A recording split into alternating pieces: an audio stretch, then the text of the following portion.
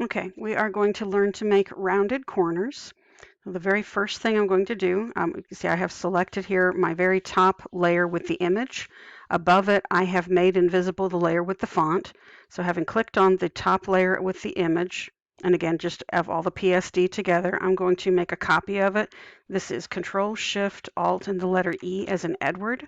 As you can see, this is referred to as a stamp layer or a stamp function. So below that, I'm going to take that top layer all the way down. There we go. And okay, 16th try is the charm. I'm going to group these together, make them invisible. And I'm going to Control J to duplicate this top layer. And again, this is the stamp version that has everything done to it. I'm going to make that one invisible and just work on this one. And this is, sometimes you can do rounded corners and do sections. I'll show you both.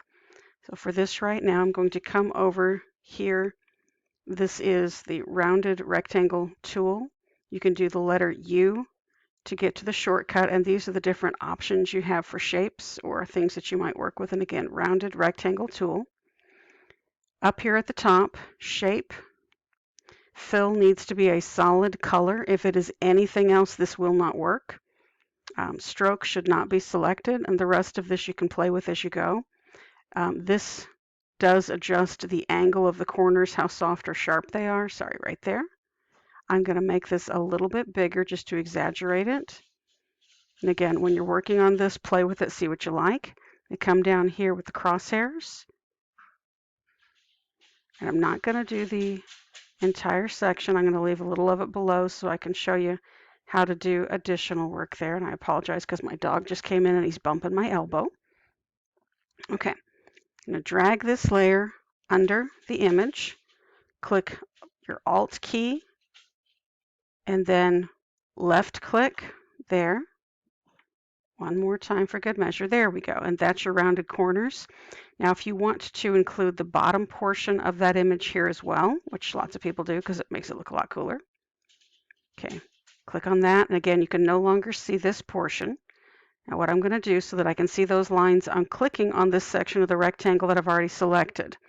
This is still selected for the letter U for the rounded rectangle tool. So I'm going to come over here. And basically, I'm going to try to line this up. If there's a better way to do this, someone please let me know. Okay, crosshairs, bring this down. There we go. If you get too close, it thinks it's connecting to the original. And again, you're just drawing it down to match. You can adjust that, bring it up just that little bit, just not too much, or it'll connect everything for you.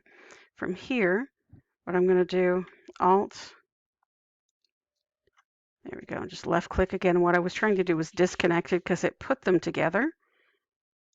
There's 1, 2, and now you have 2 sections. You can leave it as is. You can also do a stroke around the edges here. When you're doing that, you'll do it on your rounded rectangle as opposed to the image itself that's showing. So for me, I would come down here to the FX menu, select stroke. You can also do this from layer. I'll show you here as well. I'm getting the exact same thing, just depends on what functions you have available, but layer style, stroke. And just so it's visible on the screen, I'm going to do this a lot bigger than I normally would. And let's do linear burn, 100%. Now you can see it around that bottom one, and we do the same thing here. I'm going to cheat here, stroke. It should remember what you had just done. And again, you can do this outside, inside, center, play with your blend mode, opacity, color, of course. You can also do this with a gradient. You can see on here it changed it a little bit depending on what the gradient is you've chosen. Have fun with it, but that is what you're doing. After this, we will highlight. There we go. Bring back fonts. You can also just do your font work after this. The biggest thing for me is to make sure when you're doing that Control, Alt, Shift, and the letter E, that your font work is not in there, or you will not be able to move it, change it, do anything to it, because it just literally becomes part of that image. But that's the concept. If you have any questions, let me know.